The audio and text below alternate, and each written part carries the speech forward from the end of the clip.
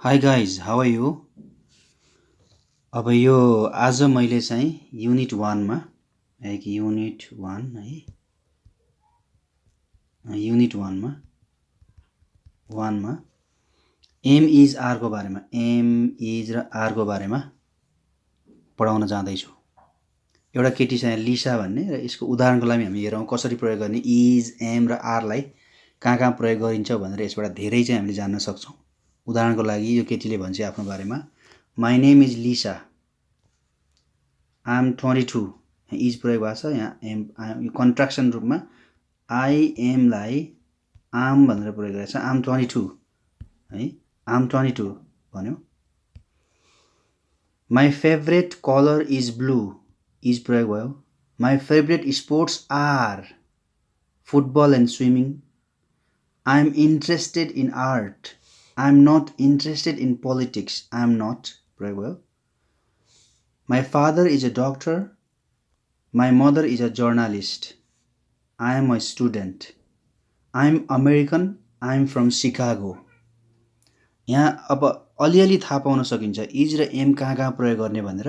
यति एक्जाम्पल मात्रै हामीले हेऱ्यौँ भने पनि हामीले चाहिँ इज र एम र आर कसरी प्रयोग गर्ने भनेर थाहा पाउन सक्छौँ है। अब यसलाई हामीले घोक्नुपर्छ।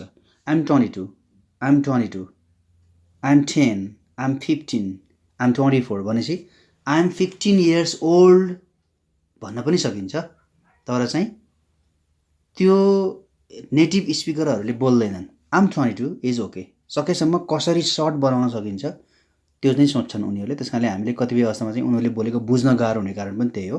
आइएम 22 भनेको म 22 वर्षको भएँ भनेको हो। My favourite colour is blue एउटा कलर छ यहाँ त्यस कारणले ब्लू भयो। माई फेभरेट स्पोर्ट्स आर भने चाहिँ दुईवटा स्पोर्ट्स छ यहाँ फुटबल र स्विमिङ त्यस कारणले आर प्रयोग भयो। भनेपछि सिङ्गुलरमा आईमा जहिले पनि एम प्रयोग गर्ने। अरू सिङ्गुलरहरूमा चाहिँ सिङ्गुलर भनेको एक वचन अथवा एउटा मान्छे एउटा थिङ एउटा वस्तु भनेको सिङ्गुलर हो। त्यसमा चाहिँ इज प्रयोग गर्ने र धेरै कुरामा यु र अरू प्लुरलहरूमा बहुवचनहरूमा चाहिँ आर प्रयोग गर्नुपर्छ। त्यो त अब मैले पढाउँदै जान्छु पछि थाहा हुँदै जान्छ। तर अहिले यो पढेकोमा यसलाई विशेष गरेर ध्यान दिनुपर्छ हामीले प्रयोग गर्नको लागि है। यसै जगबाट नै हामीले अरू चाहिँ बढी पढ्न सक्छौँ हैन। अब जस्तै आर प्रयोग भयो धेरैलाई। आइएमलाई हामीले कन्ट्राक्सन गरेर आइएमलाई आइएम प्रयोग गरेको छ। अब यो कन्ट्राक्सन कसरी गर्ने त यो बीमा हाम्रो चाहिँ यो कन्ट्राक्सन कसरी गर्ने सर्ट फर्ममा कसरी लेख्ने भनेर दिएको छ। जस्तै आइएम भन्यो यहाँ एम छ यो आइएमलाई सर्ट फर्ममा आम आई एपोस्ट्रोफी एम भन्यो। त्यसैलाई नेगेटिभमा आम नट हुन्छ नि negative. I'm a girl I'm not a boy भनेको छ भने सर्ट फर्ममा I'm not a boy I'm a girl भन्न सक्छौँ। इजको प्रयोग यहाँ गर्यो। यसलाई कसरी कन्ट्राक्सन गर्ने पोजिटिभ सेन्टेन्समा चाहिँ हि इज भनेको ठाउँमा चाहिँ हि इज हो यो। तर यसलाई सर्ट फर्म गरेर हामीले हि इज भनेको छ सी इज भनेको छ इट्स भनेको छ होइन सिज इट्स हिज सिज इट्स भन्यो है। इङ्ग्लिस हामीले जान्नको लागि कुनै पनि सेन्टेन्स र वर्डहरूलाई रिपिट गरागरै गर्नुपर्छ। जसरी हामीले नेपाली बोल्नको लागि कुनै शब्दहरू पटक पटक हजारौँ पटक लाखौँ पटक दोहोऱ्याएको भएर नै हाम्रो यो मसलले चाहिँ बानी परेको हुन्छ र नेपाली भाषा हामीले प्रोनाउन्स गर्न सजिलो हुन्छ बोल्न सजिलो हुन्छ। त्यस कारणले इङ्ग्लिस भाषालाई पनि हामीले नेपाली जत्तिकै दोहोऱ्याइरहने त्यसलाई रिपिट गरिरहने हो भने इङ्ग्लिस पनि लगभग धेरै सजिलो हुन्छ अर्थात् वी क्यान स्पिक फ्लुएन्टली है त्यो हुन्छ। त्यस कारणले हामीले दोहोऱ्याउने कुनै पनि फ्रेजलाई सेन्टेन्सलाई वर्ड्सलाई दोहोऱ्याइ घोकै गर्ने हो भने यो चाहिँ हामीले इङ्ग्लिस धेरै सजिलो हुन्छ। अब हि सी र इट सबै सिङ्गुलर हो इज नट भयो होइन इज नट प्रयोग गर्यो यसले इज नट प्रयोग गर्यो।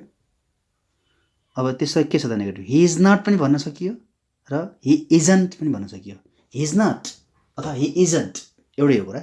हि इजन्ट भन्यो भने इजन्टलाईमा नेगेटिभ नट लगायो भने यहाँ चाहिँ यास चाहिँ हाम्रो यहाँ हिमा लगाएको छ। त्यसै गरेर हामी यो सबै अरू पनि गर्न सकिन्छ। जस्तै we are you are they are. अब नेगेटिभमा we are not we aren't. अब यसलाई दुईवटा भन्दा वी आर नट नटलाई छुट्टै राखेर वी आर भन्न सकिन्छ वी आर नट अथवा we aren't you aren't they aren't भन्न सकिन्छ। अब यहाँ हेर्ने हो भने हामीले यहाँ चाहिँ like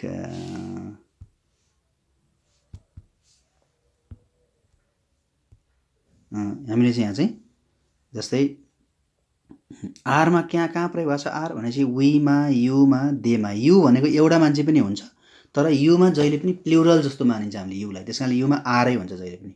you are even if you are calling for one person है, एउटा मान्छेलाई भने पनि त्यो चाहिँ हामीले युमा आर लाग्छ। त्यस कारणले अरू वी भनेको हामी, यु भनेको तिमीहरू अथवा तिमी, दे भनेको तिनीहरू, प्लुरलमा धेरै मान्छे भयो भने आर लाग्छ। अब यहाँ इक्जाम्पल दिएको छ I am scared of dogs.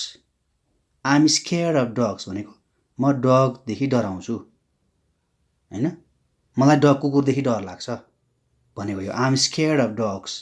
I am scared of dogs. I एमलाई आम गऱ्यो यसले, अरू चाहिँ स्केयर्ड भयो। अरू इक्जाम्पलमा आम कोल्ड। आम कोल्ड भनेको म चिसो हुँ भनेको होइन, आम कोल्ड भनेको मलाई चिसो भयो हो भनेको। आई एम फिलिङ कोल्ड भनेको यो। I am feeling cold and am cold is same. Can you close the window please. तिमी जस्तै एउटै कोठामा बसेका छौँ हामी भने कसैलाई ढोका बन्द गर्न भन्नु पऱ्यो भने I'm cold can you close the window please भन्न सकिन्छ होइन। यो सेन्टेन्स चाहिँ I'm 32 years old, my sister is 29 होइन, म 32 वर्षको भएँ र माई सिस्टर इज 29 भयो भनेको यो चाहिँ। Steve is ill, he is in bed. राम्रो हेरौँ यो सेन्टेन्सलाई। स्टिभ भनेको केटाको नाम हो, Steve is ill, he is in bed होइन। My brother is scared of dogs. I am scared of dogs भएको थियो यहाँ आई एम, तर my brother is scared of dogs भयो। It's 10 o'clock, you are late again. 10 बजिसक्यो, तिमी फेरि आज पनि ढिलो भयो भन्छ। An and I are good friends होइन, दुइटा हामी चाहिँ आर भन्छ। एन्ड आई, एन र आई चाहिँ एन केटीको नाम हो। Ann and I are good friends. यो keys are on the table, टेबलमा भयो, अन द टेबल याद गर्ने। अब हामीले सेन्टेन्समै कसरी गरेको छ, प्रत्येकमा कसरी युज गरेको छ भन्दै यसलाई अब्जर्भ गर्दै घोक्दै जानुपर्छ है। I am tired, I am not hungry.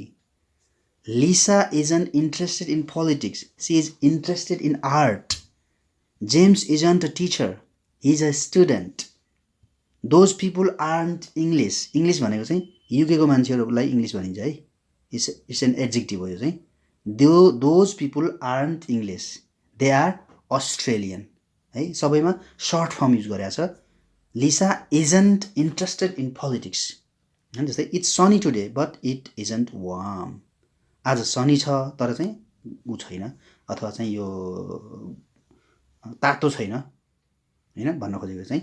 That इजलाई कसरी सर्ट फर्ममा प्रयोग गरेको छ र यसलाई कसरी सेन्टेन्समा युज गर्ने भनेर पनि यहाँ दियो। That is, that's, there is, there is होइन, हियर इज, हियर इज। अब सेन्टेन्समा thank you, that's very kind of you. Thank you, that's very kind of you भन्यो। Thank you, that's very kind of you भनेको तपाईँ असल हुनुहुन्छ, एकदम तपाईँलाई धन्यवाद भन्छ। लुक देयर इज क्रिस होइन, क्रिस छ त्यहाँ, त्यहाँ हेर त क्रिस छ त्यहाँ भन्छ। हेज यो कि, थ्याङ्क यू यहाँ पनि भनेको छ। हेज यो कि, कसैले के हराएको थियो अनि त्यसले दिन्छ अनि उसले के भन्छ, थ्याङ्क यू भन्छ। यसले चाहिँ द्याट्स यो, हेज यो कि चाहिँ तिम्रो त यहाँ छ त भन्छ, अनि यसले चाहिँ थ्याङ्क यू भन्छ होइन। यसरी चाहिँ हामीले एम इज आरको बारेमा आज हामीले यसलाई हेऱ्यौँ। यसलाई फेरि हेरेर दोहोऱ्याएर पढ्ने र मैले यसको एक्सर्साइज, अब यो अहिले पढेकोमा एक्सर्साइज पनि डिस्क्रिप्सनमा राखिदिन्छु, त्यसको आन्सर पनि डिस्क्रिप्सन राखिदिन्छु। पहिला चाहिँ यसको एक्सर्साइज आफैले गर्न कोसिस गर्ने र त्यसको आन्सर चाहिँ यदि आएन भने चाहिँ आन्सर हेर्ने भयो भने हामीले धेरै नै एम इज आरको बारेमा कसरी हामीले युज गर्ने एम इज आरलाई, त्यसको थोरै भए पनि नलेज चाहिँ यसबाट हामीले गेन गर्न सकिन्छ।